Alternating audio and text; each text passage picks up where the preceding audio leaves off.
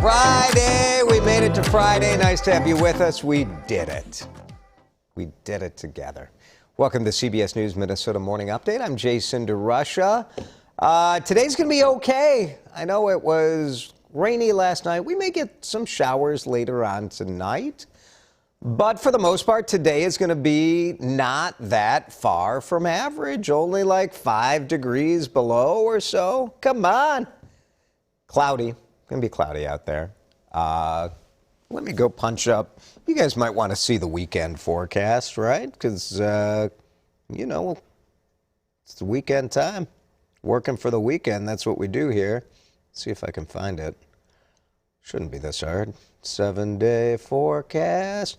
I hope you guys are enjoying this. This is, well, here we go. Let's see. That's my favorite part. You know, hear those CBS chimes? There it is. Boy, that stinks, doesn't it? I'm sorry for showing that to you. Tomorrow's going to be pretty much a washout. Sunday's showers early, then it should clear, we hope. And boy, May just coming in with just blazing, isn't it? Woo! Another week of the 50s. Riley does tell us in the next weather center over there that by July, we should have temperatures out of the 50s. So that's good. Okay, it is Feel Good Friday. So let's turn my weather-related sarcasm upside down. I want to hear something good that happened to you this week or something you're looking forward to this weekend. We really have enjoyed this. Hearing your good news just kind of propels us into a good day. So let us know what's going on good in your world. Feel Good Friday is the feedback topic today.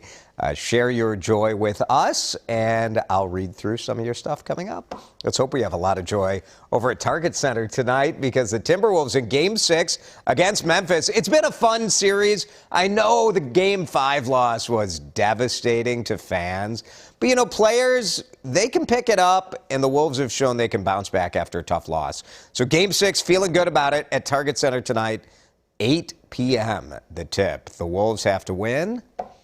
The Grizzlies hoping to escape. It's been a tough series for the Grizzlies. These two teams matched up very, very well, so it should be a fun one tonight at Target Center.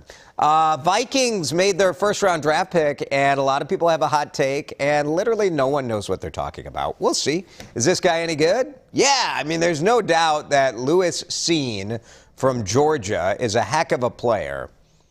Is he better than what we would have drafted if we stayed at 12? Don't know. Who knows?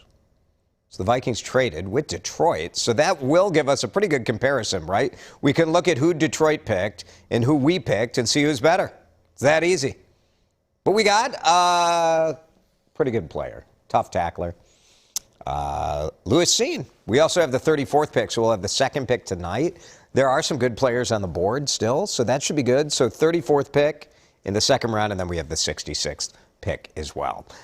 You know, these are kids. We'll know in a year or two if these draft picks were good or bad.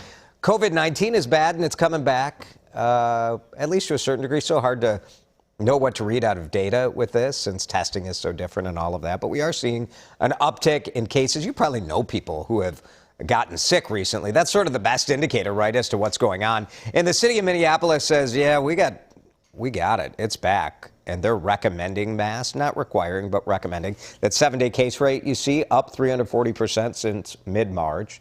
That's dramatic. The state has a couple of hot spots. So look at this. Here's the United States. Northeast is the hot spot of COVID action right now. Orange is like the most activity. And if you look closer, it's Minnesota and western Wisconsin, the only areas with high transmission. We zoom in for you. You see Olmsted and Wabasha counties right next to each other in Minnesota are in the orange, and then Barron and Rusk in Wisconsin. So the mask is being recommended. You know, you should, if you're concerned, you should take action, right? Places like shops, theaters, restaurants, and schools. So that's where we're at right now. Minnesota lawmakers finally struck a deal. This has been a very interesting debate on frontline worker bonus checks because the question is, who's a frontline worker?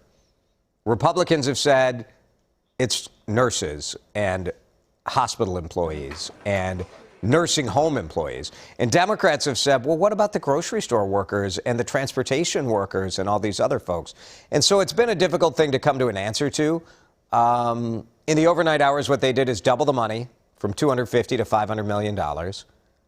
And that means 667,000 Minnesotans will qualify. $750 is what you'll get. If you had a smaller number of people applying, then they'll get more money. And if you had a smaller number of people qualifying, they would get more money. But this way, more people will get checks, and a vote to pass the bill could happen as soon as today, as you might expect. It's going to take a while to process this. Do you qualify? How do we pay you? So it's still going to be a couple of months before you see that $750. If you have student loans, some relief could be coming, but President Joe Biden not going as far as some people want. He's going too far as other people are concerned. What to do about student loan debt? It's a tough situation. Some Democrats have been saying, what if we wiped out $50,000 of debt per borrower? That would be a game changer to the economy, right? Would really unlock spending power of young people, unlock career choices, life choices. President says not going to do it. He did say he is considering plans for some forgiveness. We'll have an answer on that in the next few weeks. There are 43 million Americans with federal loans out there. Big change coming to late night here on CBS. James Corden is ending his show. He announced it last night. I've decided to sign for one more year on the show, and that this will be my last year hosting the Late Late Show. Yeah, James Corden is this will be my last year. Just done a terrific show. So entertaining. The Late Late Show, spring of 2023. Who were some of the hosts of that? We had Craig Ferguson was a host of that. Did Kilborn, wasn't Craig Kilborn the host of that? Yeah. So it was Kilby, Ferguson, and then Corden. So one more season of this, he says they're going to go out with a bang. But basically, James Corden has apparently if there is a Hollywood musical turned into a movie, if there's a musical movie, James Corden is contractually required to be in it. So he's been in it. He was in Cats. He was in Into the Woods. He's going to pursue other projects, maybe go back to England, No, so we'll see what he does. One more season, no word on who will replace him. But I'm available. Ron, would you come if we did the show? Like if we took over the late show? Would you come on the thing? What? I'm Florida, yeah, right. Yeah, you would be like my Biff. You would be my Biff Henderson from Letterman. All right, Addie wants to direct it. We could probably do it from this plush studio right here in the corner. That's how that would go. All right, we talk about this a lot, how much sleep you should get at night. None of us get enough. We all feel bad about it. There's nothing we really can do about it, but there's a new study that says you need 7 hours. Does anyone believe this study? Like, all we do is tell you, different stuff about sleep, and none of it helps. Like, well, you should get 8 hours. Well, there's no magic number. Well, you should do this. Well, put your phone away. Well...